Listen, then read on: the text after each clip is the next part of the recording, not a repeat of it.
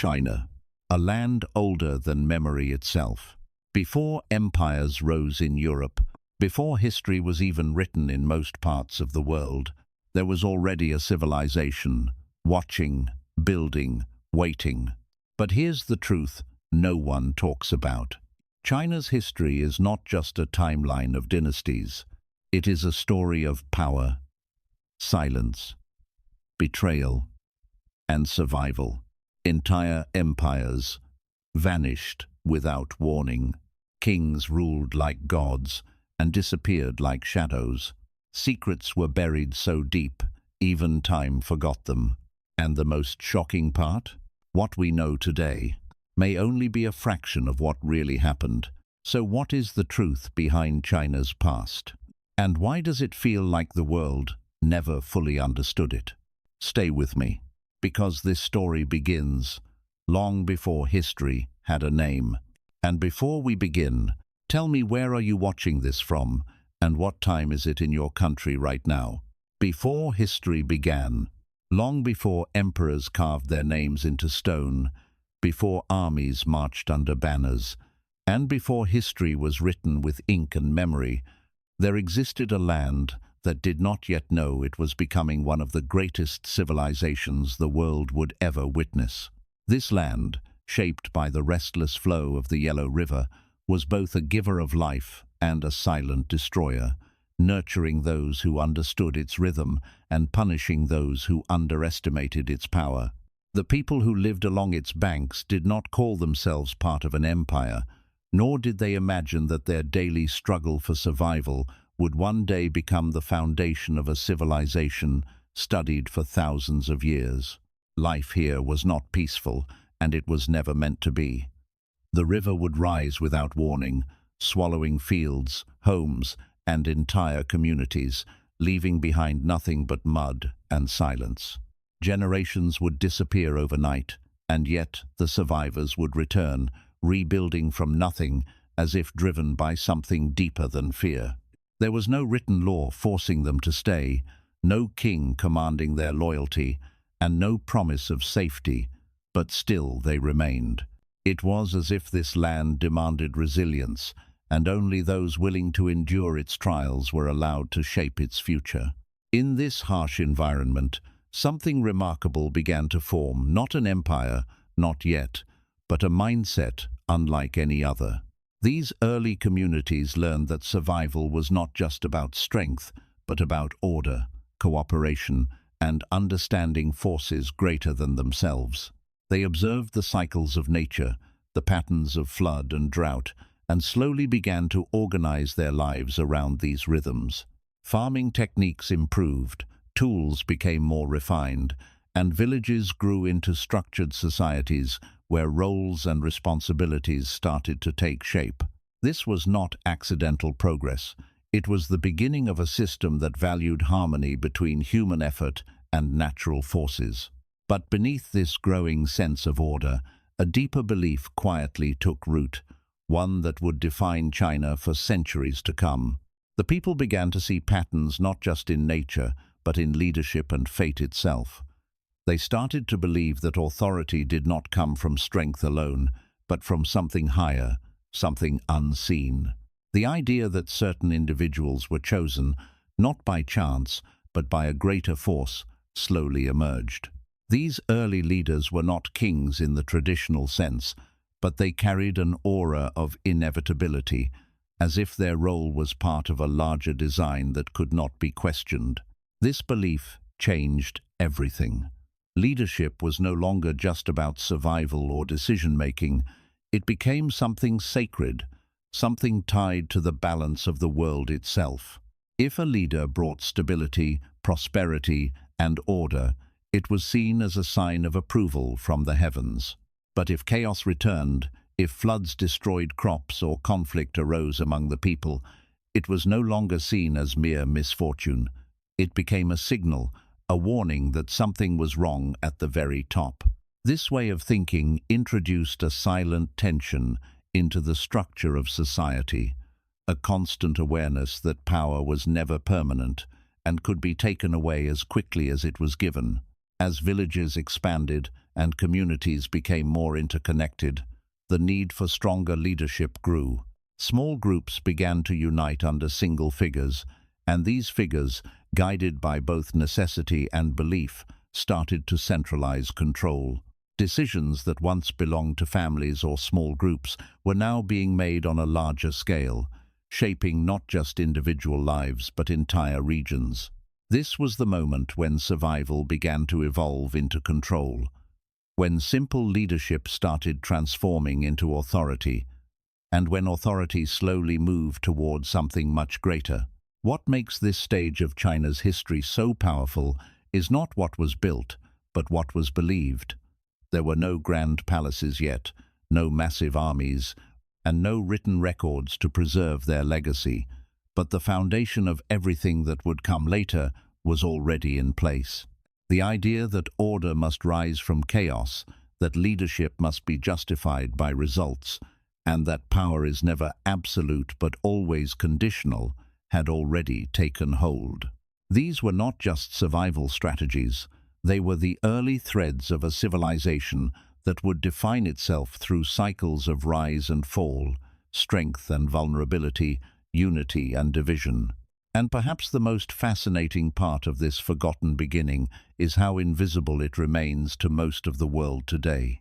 When people think of China, they imagine emperors, walls, dynasties, and inventions that changed humanity, but very few look back far enough to see where it truly started.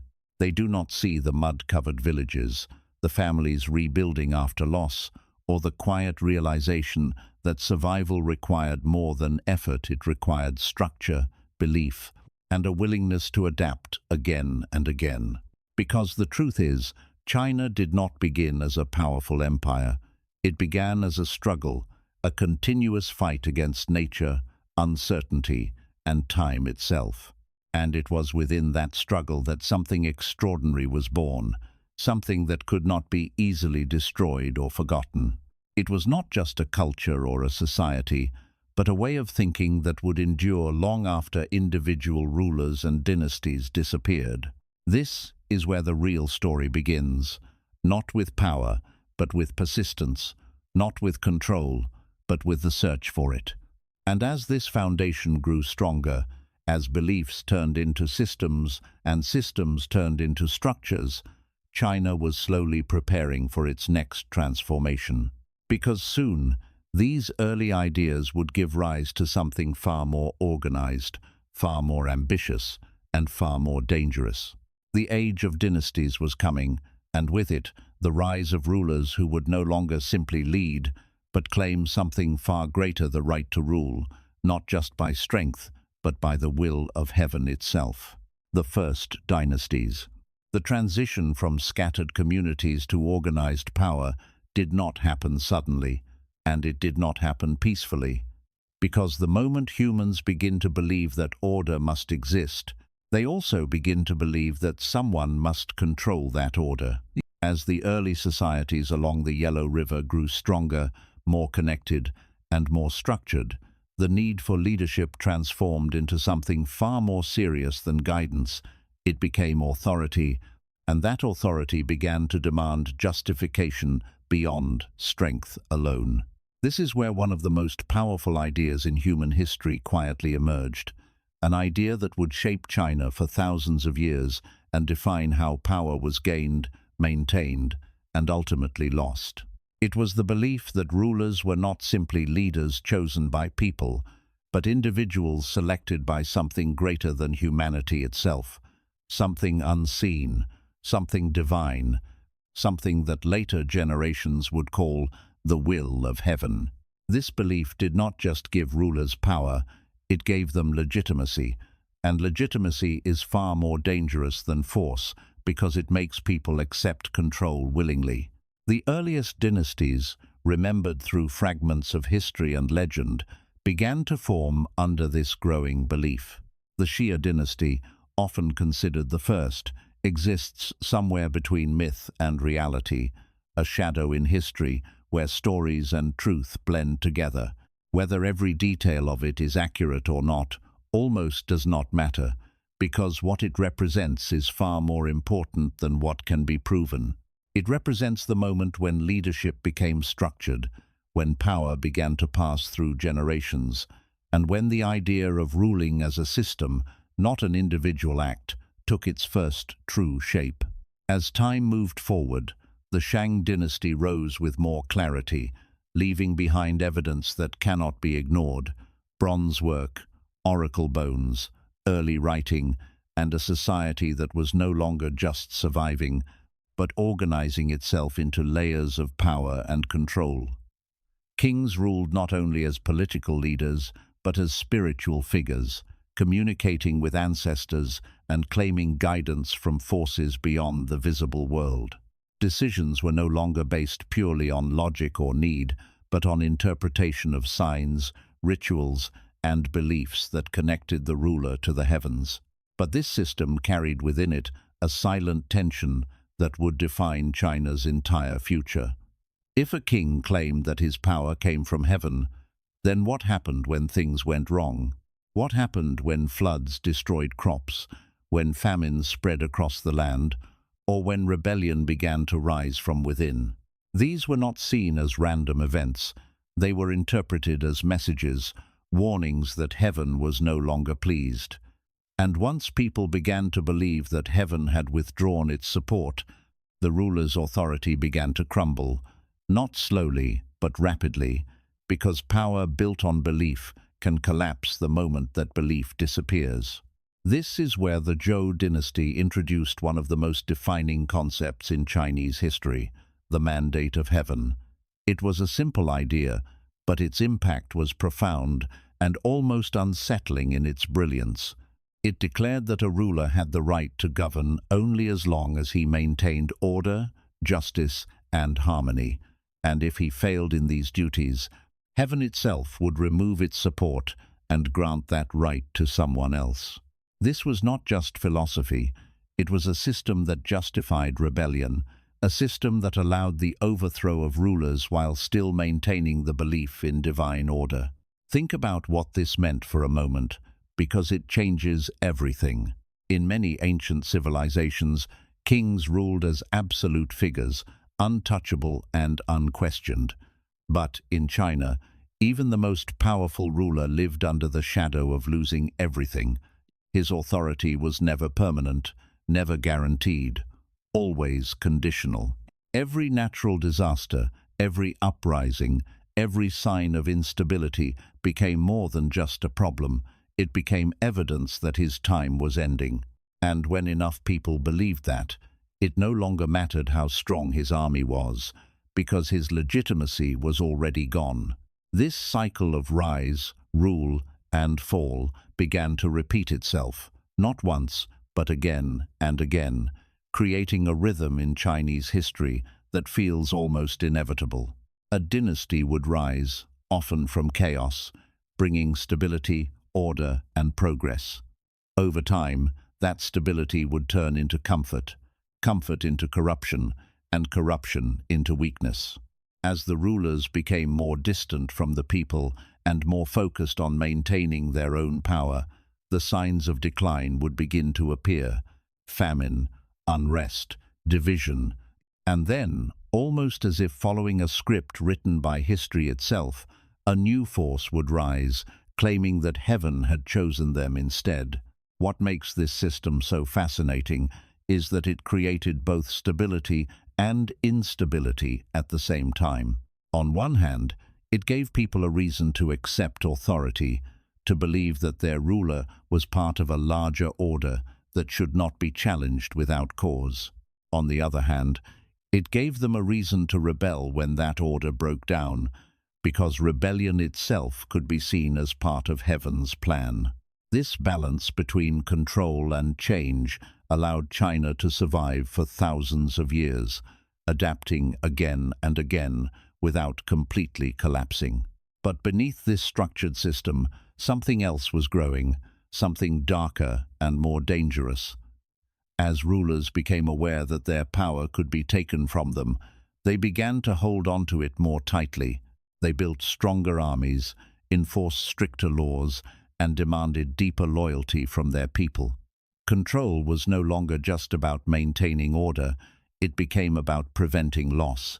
And when leaders rule with the fear of losing power, their actions often become more extreme, more desperate, and more ruthless. This shift marked the beginning of a transformation in how power was exercised. The early idea of harmony between ruler and people began to fade, replaced by a need for dominance and security. Trust weakened, suspicion grew, and the distance between those who ruled and those who were ruled became wider. The system that once balanced authority and accountability started to lean toward control, setting the stage for conflicts that would eventually tear the land apart. And yet, even in this growing tension, the foundation remained strong. The belief in heaven's mandate did not disappear, it evolved, adapting to each new dynasty, each new ruler, each new crisis. It became a constant presence in the background, shaping decisions, justifying actions, and guiding the course of history in ways that were often invisible but always powerful. This is why understanding these early dynasties is so important, because they were not just periods of rule, they were the architects of a system that would define China for millennia. They created a structure where power was never absolute, where authority had to be justified, and where the rise and fall of rulers became part of a natural cycle rather than a random event. It is a system that explains not only how China survived for so long, but how it continued to transform without losing its identity. But systems, no matter how strong, are not immune to pressure, and as time moved forward, the cracks within this structure began to widen. The balance between order and control started to break, and the forces that once held everything together began to pull it apart. What followed was not a smooth transition, but a collapse into chaos, a period where the rules that once guided society no longer seemed to apply. And in that chaos, something new would emerge, something forged not through belief or tradition, but through conflict, strategy, and the raw pursuit of power. Because the next chapter of China's history would not be defined by harmony, but by division, not by unity, but by war, and not by the will of heaven, but by the strength of those willing to claim it. The age of dynasties had begun, but the age of peace was already slipping away, and what came next would test the very foundation of everything that had been built so far. The age of chaos, when China turned against itself. What happens when a system designed to create order begins to break from within is not a simple decline, it is something far more dangerous. Because when people lose faith in the structure that once guided them, they do not just resist it, they begin to replace it with something of their own. And when multiple forces attempt to reshape power at the same time, the result is not balance, it is fragmentation. This is exactly what happened when the authority of the Zhou dynasty weakened to the point where its control became more symbolic than real, a distant power that still claimed legitimacy, but no longer had the strength to enforce it. At first, the cracks were small and almost invisible, local leaders gaining slightly more independence, regional powers making decisions without seeking approval, alliances forming quietly beneath the surface. But power does not remain divided for long without consequence, because once individuals realize that control is no longer absolute, they begin to test its limits. What started as subtle shifts in authority quickly transformed into open defiance, and defiance soon turned into conflict, not between outsiders and the empire, but within the very structure that once held everything together.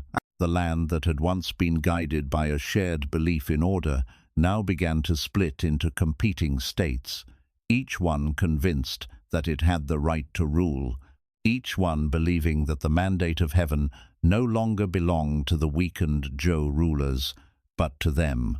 This was not just political ambition, it was something deeper, something almost inevitable, because the same belief that once justified unity was now being used to justify division.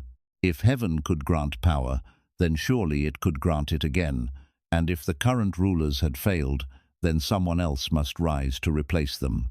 And so, the era known as the Warring States began, not as a single event, but as a slow and relentless unraveling of everything that had once been stable. The land fractured into multiple powerful states, each one developing its own systems, its own armies, its own strategies for survival and dominance. There was no central authority strong enough to stop them, no unifying force capable of restoring balance, and as a result, conflict became constant, not occasional, but continuous, shaping every aspect of life. This was not war in the way most people imagine it, with clear beginnings and endings, with victories that brought peace and defeats that marked closure. This was a state of existence, a world where war was always present, always expected, always preparing to erupt again.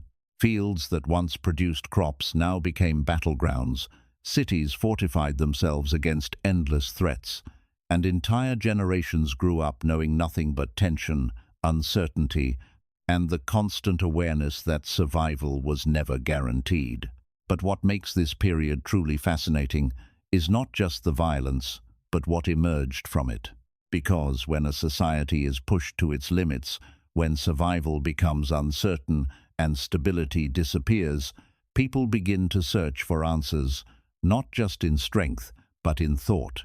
It was during this time that some of the greatest minds in Chinese history appeared, thinkers who tried to make sense of the chaos, who sought to restore order not through force, but through understanding. Confucius walked through this broken world, observing the suffering, the disorder, the collapse of values, and he believed that the solution was not more power, but better character. He spoke of respect, duty, relationships, and moral responsibility, arguing that harmony in society could only exist if individuals fulfilled their roles with integrity. His ideas were not about controlling people, but guiding them, creating a system where order came from within rather than being forced from above. At the same time, Laozi offered a completely different perspective, one that did not seek to impose structure, but to flow with the natural order of the world. He believed that forcing control only created resistance, and that true harmony came from aligning with the deeper rhythms of existence.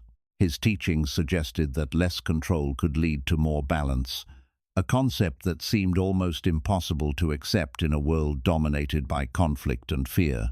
And yet, while these philosophies offered paths toward peace, they struggled to compete with the reality of the time, because ideas alone cannot stop armies, and wisdom does not always win against ambition. While thinkers spoke of harmony, rulers were perfecting the art of war, developing strategies that would redefine conflict itself. Generals studied terrain, psychology, deception, and timing, turning warfare into a calculated science rather than a chaotic clash of forces. One of the most influential outcomes of this period was the development of strategic thinking that would echo far beyond China, shaping not only military tactics but approaches to leadership, negotiation, and power itself. The principles of patience, misdirection, and understanding the enemy became essential tools, proving that victory was not always about strength, but about perception, planning, and control over both the battlefield and the mind. As the wars continued, certain states began to stand out, not just because of their power, but because of their approach. Some relied on tradition and alliances, others on innovation and discipline, but one state in particular began to rise with a different kind of intensity. It did not seek balance, it did not rely on philosophical ideals, and it did not hesitate in its pursuit of dominance. It focused on efficiency, control, and absolute authority, reshaping its society into a machine designed for one purpose only: victory. This state was Qin, and it operated under a philosophy that rejected the softer ideas of harmony and moral persuasion, replacing them with strict laws, harsh punishments, and unwavering discipline. It believed that people were inherently self-interested, and that order could only be maintained through control and enforcement. While others debated and reflected, Qin acted, building a system that was ruthless but incredibly effective. As years turned into decades, the constant conflict began to take its toll. States fell, alliances shifted, betrayals became common, and the landscape of power changed again and again. But through all this chaos, a pattern started to emerge, a gradual consolidation of strength, as weaker states disappeared and stronger ones absorbed their territories. The number of rivals decreased, but the intensity of conflict increased, because now the remaining powers were not just fighting for survival, but for total dominance. The people, caught in the middle of this relentless struggle, adapted in ways that are both remarkable and heartbreaking. They learned to endure loss, to rebuild after destruction, to accept uncertainty as a constant part of life. But they also became shaped by the environment, growing more cautious, more resilient, and more aware of the fragile nature of stability. The dream of a unified and peaceful land did not disappear, but it began to feel distant, almost impossible, like a memory of something that may never return. And yet, within this chaos, the conditions for unity were quietly forming. Because when conflict continues for long enough, when division becomes exhausting and instability unbearable, the desire for order grows stronger than ever. People begin to long for a single authority, a force powerful enough to end the fighting and restore balance, even if that balance comes at a cost. This is the paradox of chaos. It destroys, but it also prepares. It breaks systems apart, but it creates the conditions for something new to emerge. And as the warring states period moved toward its final stages, it became clear that this endless cycle of conflict could not continue forever. One state would eventually rise above all others, not through chance, but through strategy, discipline, and an unrelenting pursuit of control. That state was already moving, already expanding, already preparing for the moment when it would no longer be one among many, but the only one left. And when that moment came, it would not bring peace in the way people imagined. It would bring unity, but a unity built on fear, authority, and absolute power. Because the next chapter of China's story would not be about chaos, but about control, not about division, but about domination, and not about many rulers competing for power, but one ruler claiming it all. The first emperor, unity, built on fear, control, and immortality. By the time the chaos of the warring states began to exhaust the land, something had already changed in the minds of the people, because after generations of conflict, loss, and uncertainty, the idea of unity no longer felt like a distant dream. It began to feel like a necessity, something that people were willing to accept, even if it came with a cost they did not yet fully understand. This is always how history shifts, not through sudden miracles, but through slow exhaustion. When people reach a point where stability becomes more valuable than freedom, and order becomes more important than choice. Among the remaining powerful states, one had been quietly transforming itself in ways the others could not match. Not because it was stronger at the beginning, but because it understood something fundamental about power that others either ignored or underestimated. This state was Qin, and unlike its rivals, it did not rely on tradition, honor, or philosophical debate to guide its decisions. It embraced a system known as legalism, a philosophy that viewed human nature not as something to be trusted, but something to be controlled. Legalism was simple, but brutally effective, because it operated on the belief that people act in their own self-interest, and that order can only be maintained through strict laws, harsh punishments, and absolute authority. There was no room for interpretation, no space for moral hesitation, and no tolerance for weakness. Every action was measured, every rule enforced, and every individual understood that deviation would come with consequences. This created a society that was disciplined, efficient, and entirely focused on one goal: the expansion and preservation of power. At the center of this system rose a figure who would change the course of Chinese history forever, a ruler who did not just seek to lead, but to dominate completely, to erase division, and to redefine what it meant to govern. His name was Ying Zheng, and he would later be known as Qin Shi Huang, the first emperor of China. But before he became a legend, he was a young king in a world that demanded strength, and from an early age, he understood that survival required more than intelligence. It required control over everything around him. Under his rule, Qin did not simply fight wars, it perfected them, because every campaign was calculated, every move strategic, and every victory part of a larger plan. While other states relied on alliances and traditions, Qin relied on organization, discipline, and an unwavering commitment to expansion. Armies were trained with precision, resources were managed with efficiency, and leadership was centralized in a way that allowed for rapid decision-making and execution. One by one, the rival states began to fall, not just because Qin was powerful, but because it was relentless, adapting faster, striking harder, and never losing sight of its ultimate goal. As each state collapsed, something unprecedented began to happen, because for the first time in centuries, the endless cycle of war was nearing its end. The land that had been divided for so long was slowly coming under a single authority, and while many feared what this would mean, others saw it as the only path forward. When the final rival fell, Qin Shi Huang stood alone as the ruler of a unified China, achieving what countless leaders before him had failed to accomplish. But unity, as it turns out, is not the same as peace, and the empire he created was not built on harmony, but on control. Qin Shi Huang understood that conquering the land was only the beginning, because holding it together required something even more difficult. The regions he had unified were different in culture, language, systems, and traditions, and without a way to standardize them, the empire would eventually fracture again.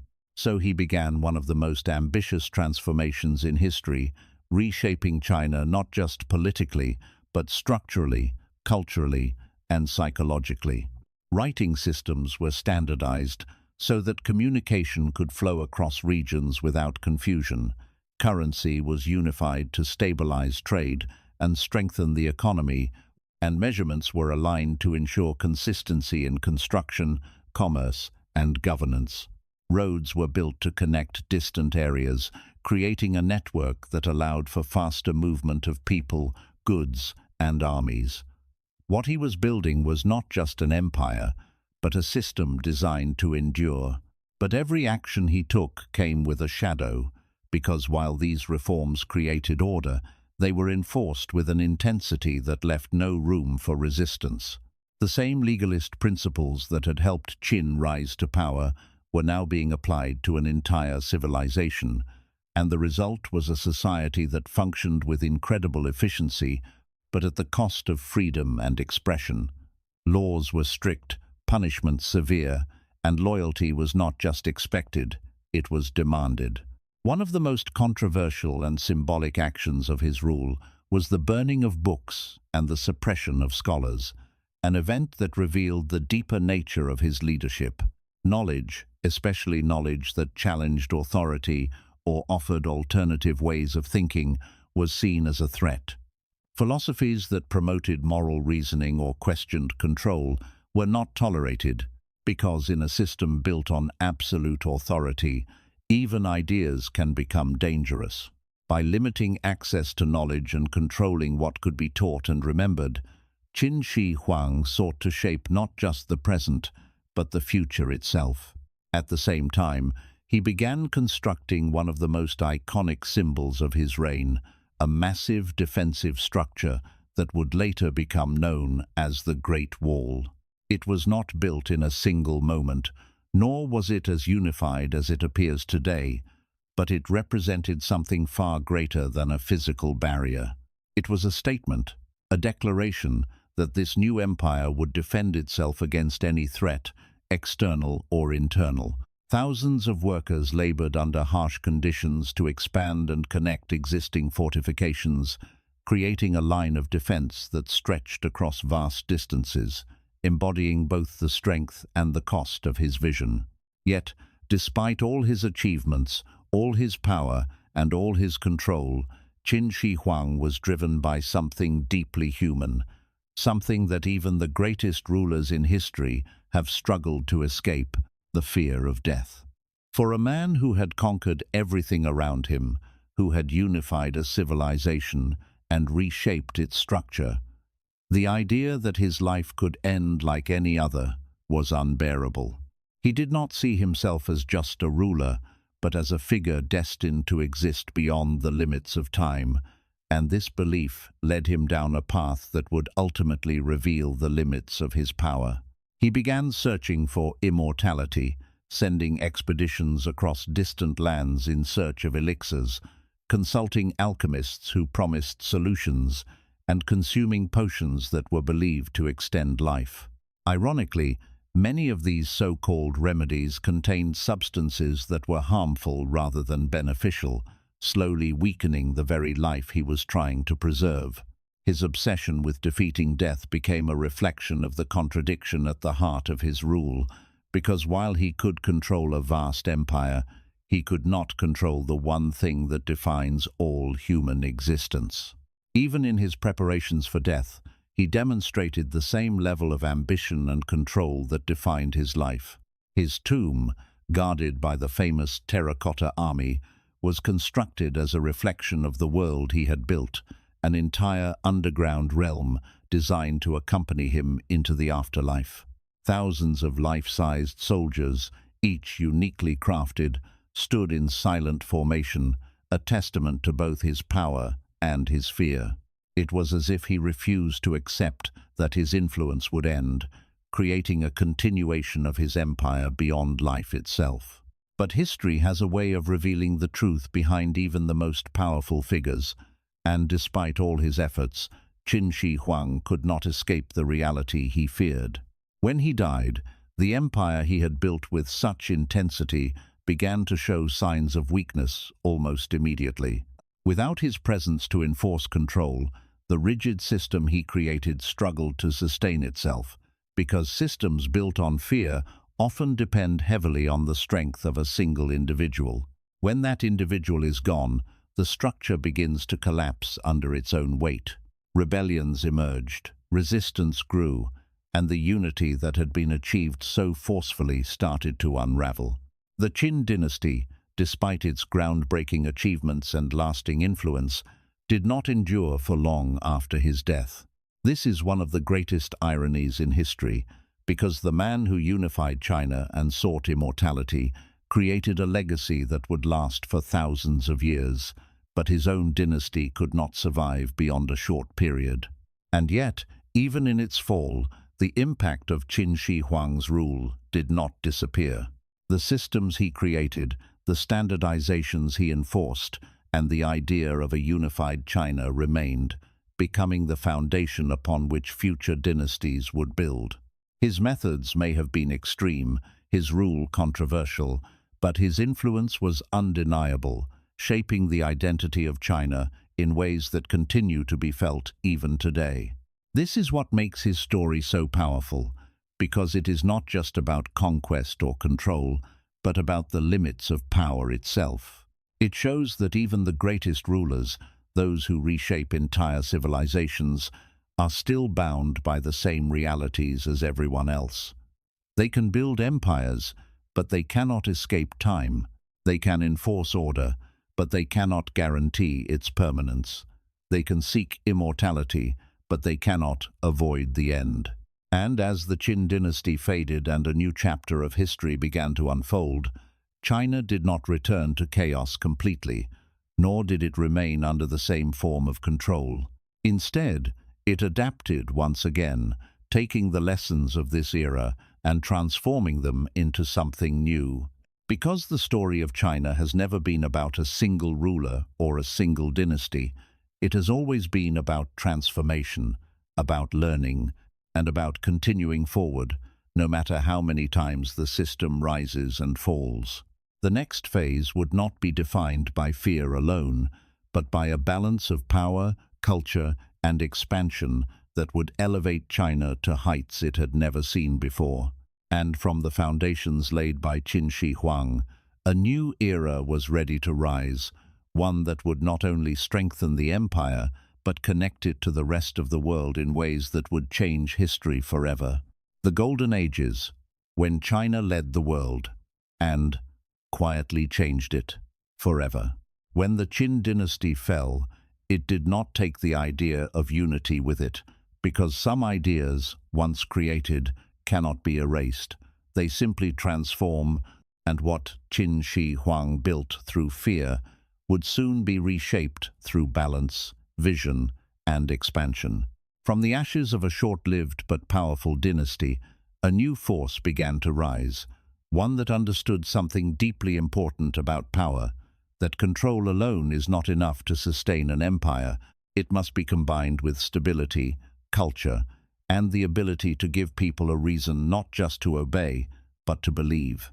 This was the beginning of the Han dynasty, a period that would not only restore China after the harsh rule of Qin, but elevate it into something far greater than it had ever been before.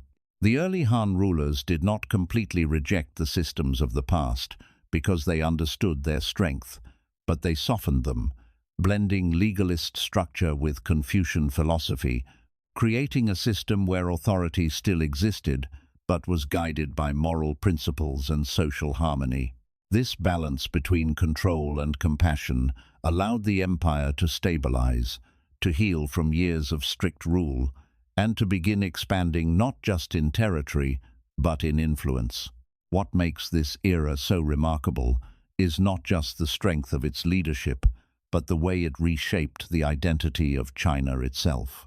For the first time, the idea of being part of a larger civilization became deeply rooted in the people, because stability creates space for identity to grow. Families settled, traditions developed, and a sense of belonging began to replace the constant fear that had defined earlier periods. This was no longer just a land of survival or conquest. It was becoming a civilization with continuity, memory, and purpose. One of the most significant developments of this time was the opening of the Silk Road, a network of trade routes that would connect China to distant regions across Asia, the Middle East, and even parts of Europe. But to understand its importance, you must look beyond the movement of goods, because what traveled along these routes was not just silk, spices, or precious materials, but ideas, cultures, and knowledge. China was no longer isolated. It was now part of a much larger world, influencing and being influenced in ways that would shape history on a global scale. Through these connections, Chinese inventions and innovations began to spread, while foreign ideas found their way into Chinese society. Technologies such as paper transformed communication and record-keeping, making knowledge more accessible and allowing ideas to be preserved and shared across generations.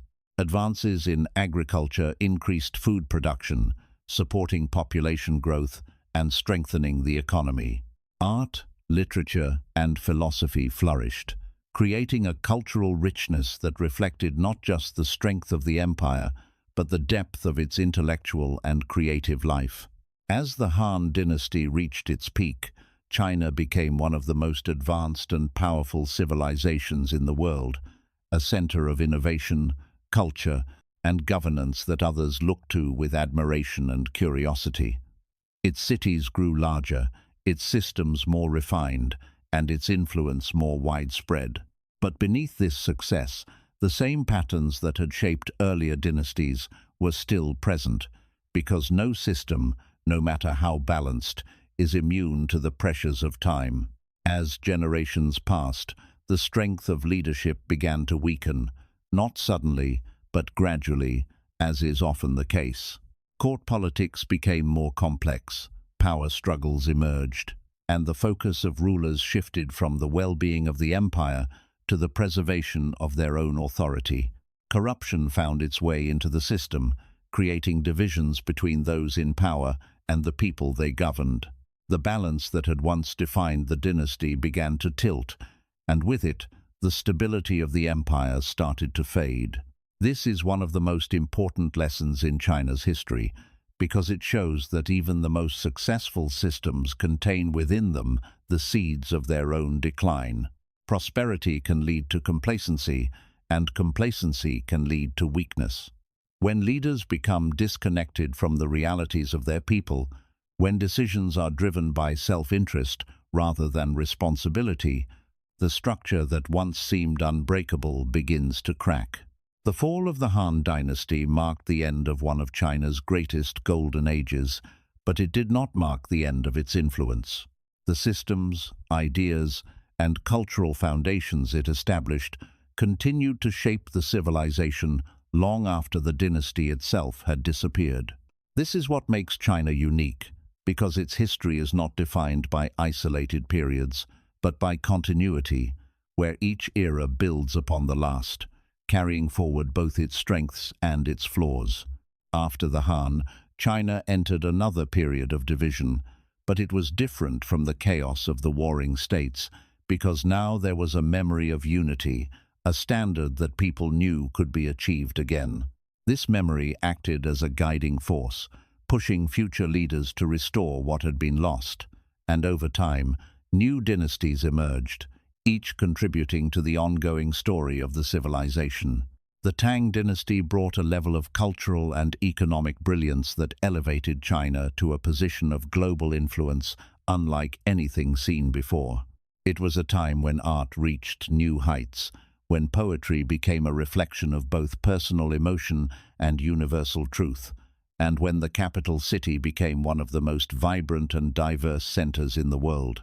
People from different regions, cultures, and backgrounds came together, creating a dynamic environment where ideas could flourish freely.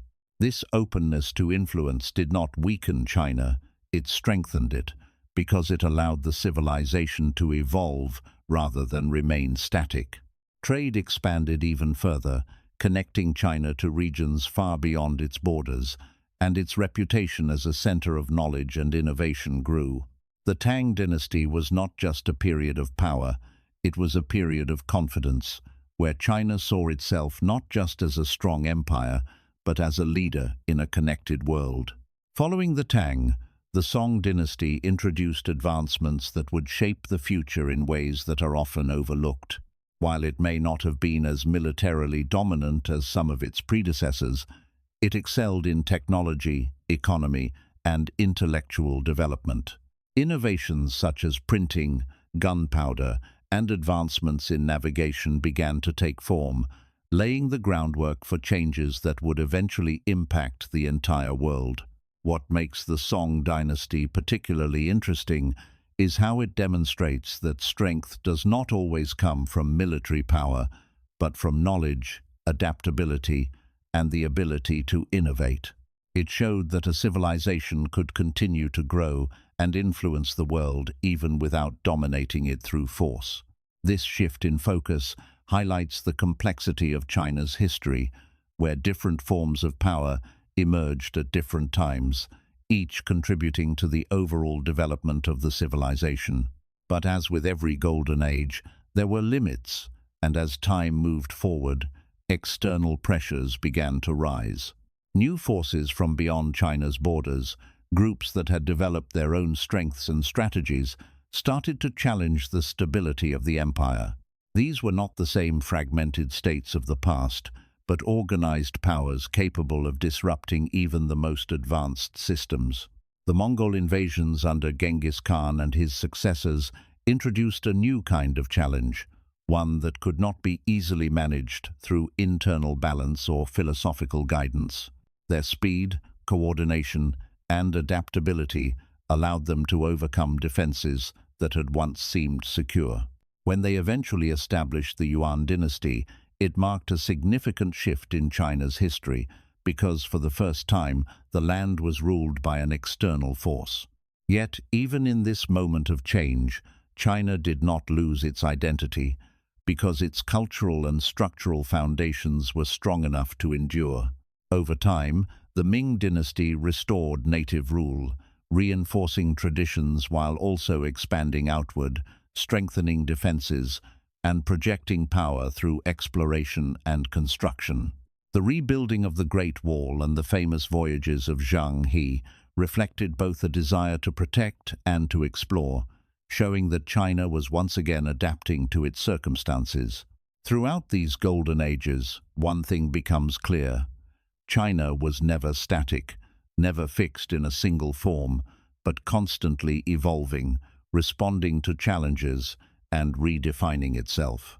Its strength did not come from avoiding change, but from its ability to absorb it, to transform it, and to continue forward without losing its core identity.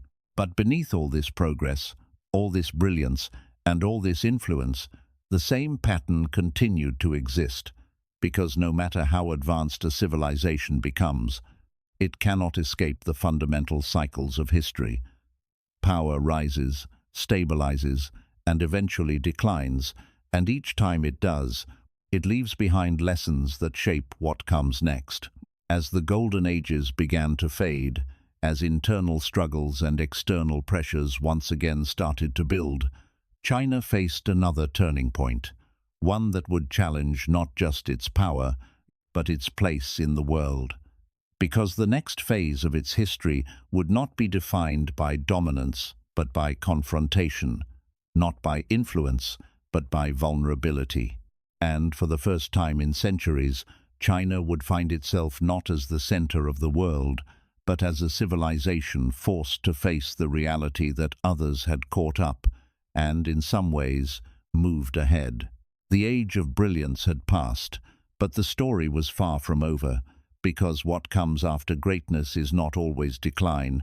Sometimes it is transformation, and sometimes it is a struggle that reshapes everything that came before it. The fall and humiliation, when the world turned against China, and China could not stop it. There are moments in history when a civilization does not simply decline, it is forced to confront a reality it never prepared for, a reality where everything it once believed about itself is challenged, weakened, and slowly taken apart piece by piece.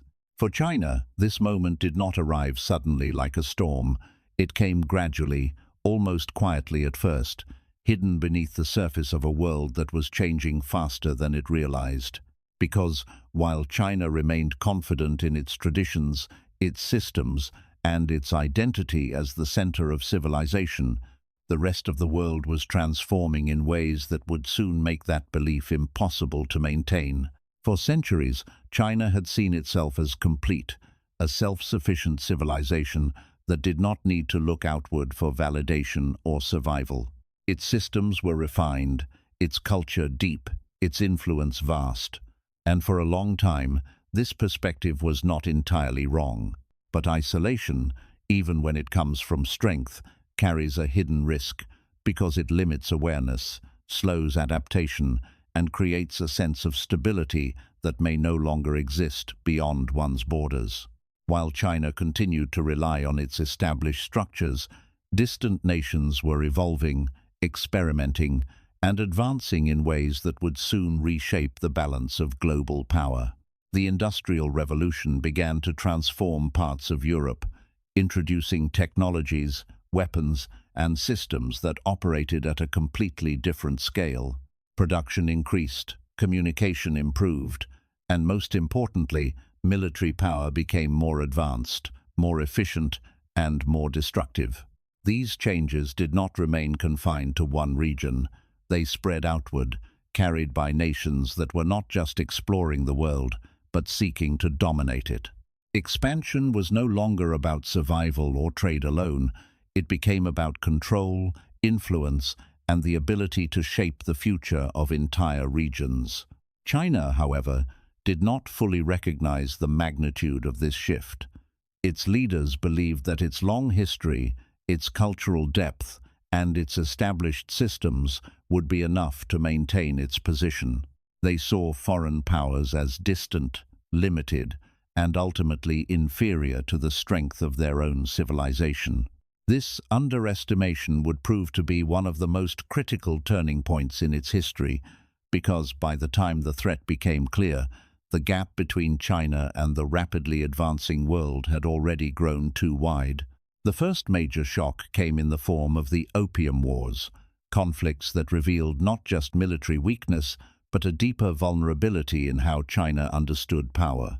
Foreign forces, equipped with advanced weapons and naval strength, challenged China's authority in ways it had never experienced before.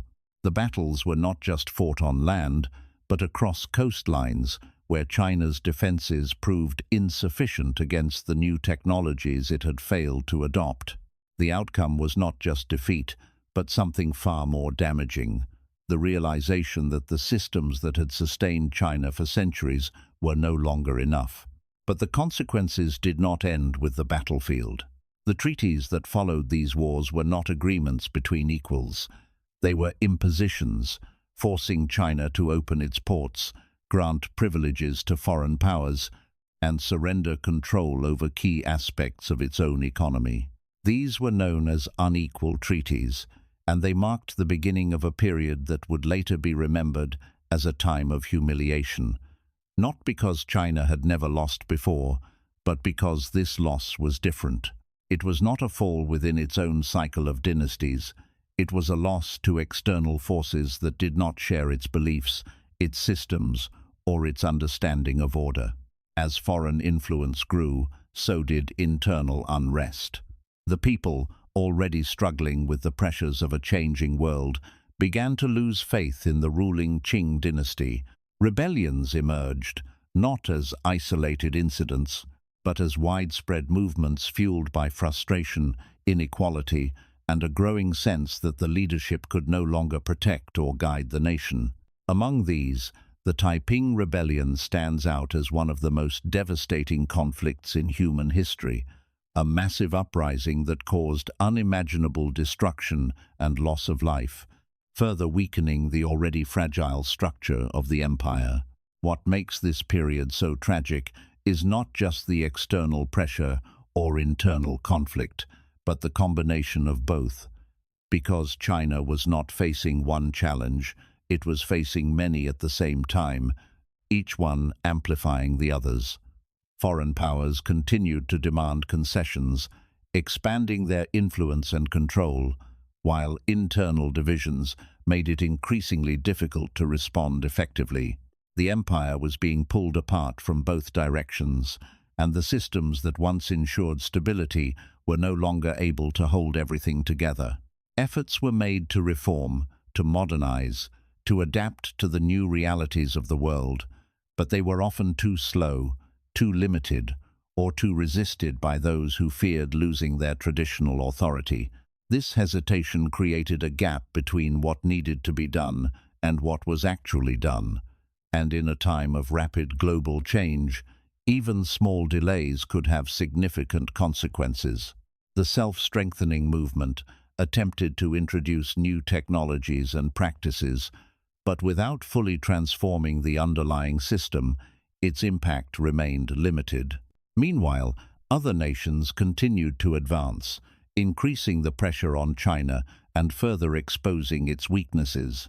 The Sino-Japanese War provided another painful reminder, as Japan, a country that had embraced modernization more aggressively, defeated China in a conflict that reshaped regional power dynamics. This loss was not just military, it was symbolic, showing that even neighboring nations could surpass China if they adapted more effectively to the changing world. By the early 20th century, the Qing dynasty had reached a breaking point. The accumulated weight of internal unrest, external pressure, and failed reforms made its collapse almost inevitable. The revolution of 1911 marked the end of over 2,000 years of imperial rule, bringing an end to a system that had defined China for most of its recorded history. But the end of the empire did not bring immediate stability, because removing a structure that had existed for so long left a void that was not easily filled. What followed was a period of uncertainty, fragmentation, and struggle as different groups attempted to shape the future of the nation. Warlords, political movements, and competing ideologies emerged, each offering a different vision, each seeking control, and each contributing to the complexity of the situation. This was not a return to the old cycles of dynasties. It was something new, a search for identity in a world that had changed beyond recognition. And yet, even in this period of humiliation and struggle, something important was happening beneath the surface. China was learning, not just from its own history, but from its encounters with the outside world. It was beginning to understand that survival in the modern era required more than tradition, more than belief, more than past success. It required adaptation, transformation, and a willingness to confront uncomfortable truths about its own systems and limitations. This process was not easy, and it was not immediate, but it was necessary, because without it, the civilization that had endured for thousands of years might not have survived the pressures of the modern world. The pain of this era, the losses, the humiliation, the challenges, all became part of a larger transformation, one that would eventually lead to a new form of strength, different from what had existed before. Because history does not end with decline, it continues, shaped by those who learn from what came before and use it to build something new. And as China moved through this period of darkness, of uncertainty, and of profound change, it was quietly preparing for its next transformation, one that would redefine its place in the world once again. The fall had been painful, the humiliation deep, but the story was not over, because civilizations like China do not simply disappear, they adapt, they endure, and eventually they rise again, not as they were before, but as something new, something shaped by everything they have experienced. And what would come next would not just restore China's power, it would transform it into something the world had never seen before. The China we see today, power, reborn, but not the same. When a civilization falls, the world often assumes that its story has ended, but China has never followed the simple patterns that history tries to impose, because its greatest strength has never been in avoiding collapse, but in what it does after. The period of humiliation, the collapse of empire, and the years of fragmentation did not erase China's identity. They reshaped it, forcing it to confront questions it had never needed to ask before. What does it mean to be strong in a world that no longer respects your past? What does it take to rise again when the systems that once defined you have failed? The early 20th century was not a time of clarity. It was a time of uncertainty, experimentation, and struggle. After the fall of the Qing dynasty, China did not immediately transform into a unified modern nation. Instead, it entered a period where multiple visions of the future competed against each other. Some believed in restoring elements of the past, others in adopting entirely new systems inspired by foreign models, and many simply sought stability in a time when it felt almost impossible to achieve. This was a time when power was fragmented, when warlords controlled regions, when alliances shifted quickly, and when the idea of a unified China seemed distant once again. But beneath this instability, something important was taking shape, a realization that the future could not simply be a continuation of the past, nor could it be a complete rejection of it. It would have to be something different, something that combined history with adaptation, tradition with transformation. The rise of new political movements brought both hope and conflict, because the process of redefining a civilization is never smooth. It involves disagreement, resistance, and often sacrifice. Competing ideologies clashed, each offering a different path forward, each claiming to have the solution to China's challenges. This period of internal struggle was not just about power, it was about identity, about deciding what China would become in a world that had changed beyond recognition. Then came one of the most devastating chapters in modern Chinese history, the invasion by Imperial Japan, a conflict that brought destruction on a scale that few had imagined. Cities were devastated, millions of lives were lost, and the suffering was immense. But even in this darkness, something began to emerge, a sense of unity that had been missing for so long. When faced with an external threat of such magnitude, divisions that once seemed insurmountable began to fade, replaced by a shared determination to survive and resist. This resistance was not easy, and it came at a great cost, but it also revealed something fundamental about China's resilience. Despite years of internal conflict, despite the weakening of its structures, the civilization still had the capacity to come together when it mattered most. And this ability to endure, to adapt under pressure, would become one of the defining characteristics of its modern transformation.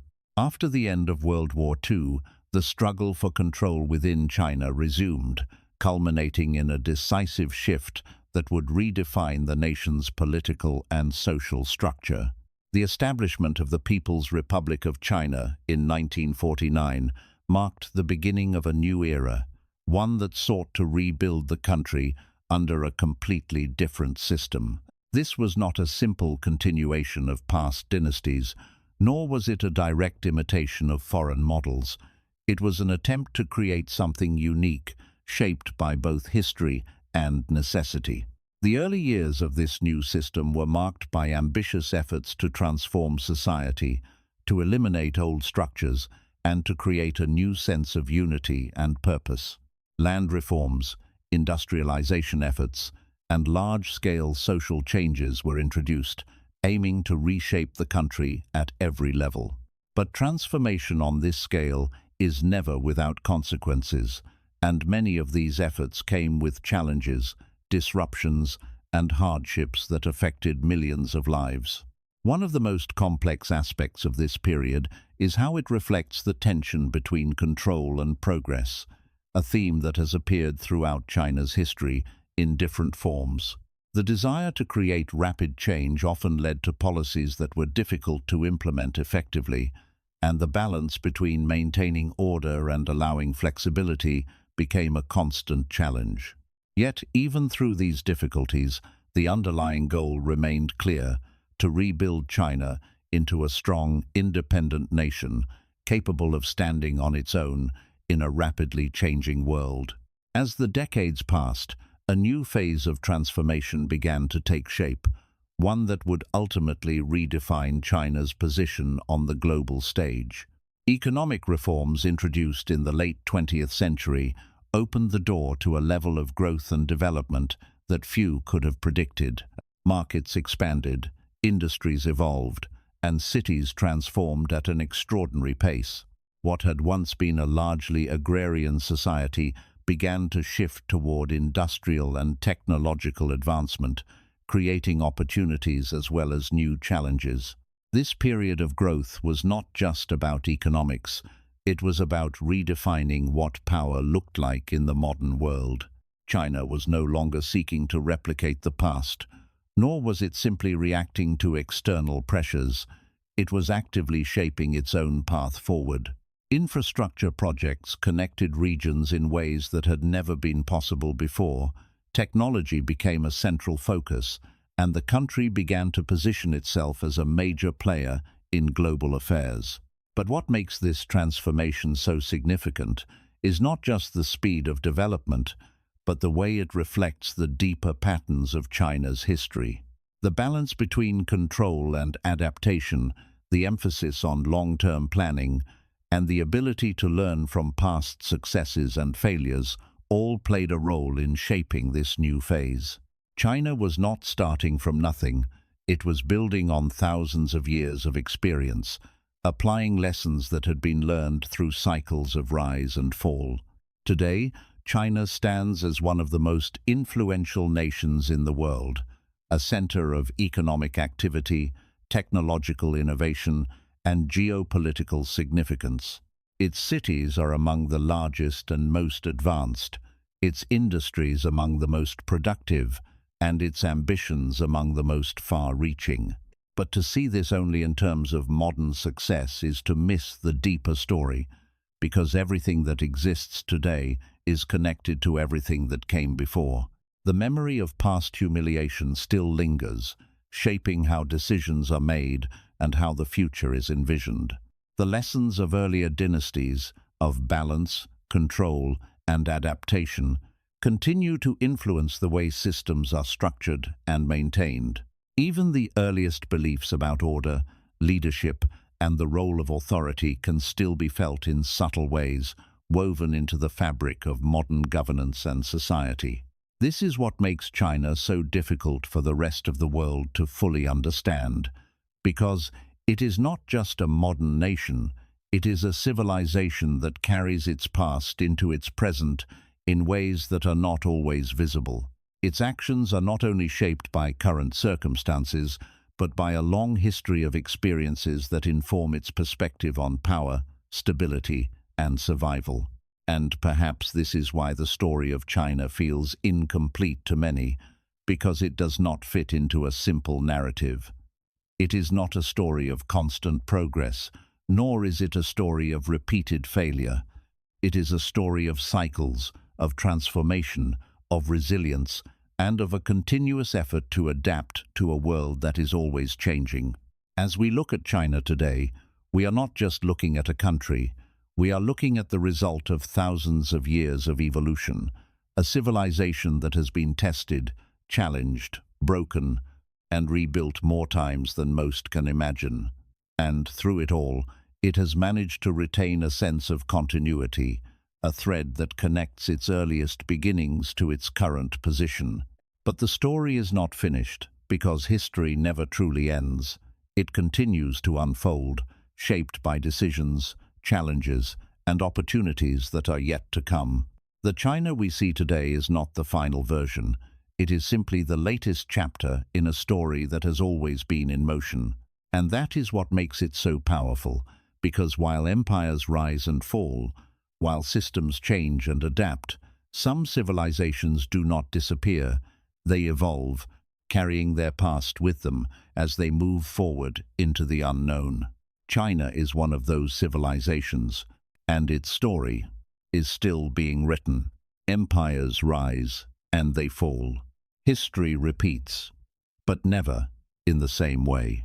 And yet, there are some civilizations that do not disappear, no matter how many times the world tries to rewrite them. China is one of them. A story that began beside a restless river, survived chaos, war, betrayal, and collapse, and still found a way to rise again, stronger, different, and more aware than before. This was never just a history of dynasties. It was a story of control, of belief, of survival, and of transformation. Because the truth is, China was never just building an empire. It was building something far greater, a civilization that could outlive its own failures. And maybe that's why the world never fully understood it. Not because it is hidden, but because it is too vast, too deep, too layered to be explained in a single story. If you stayed until the end, you didn't just watch history, you experienced it. Now tell me, what part of China's story stayed with you the most? And from where are you watching this? And what time is it in your country right now? Because history may be ancient, but stories like this never truly end.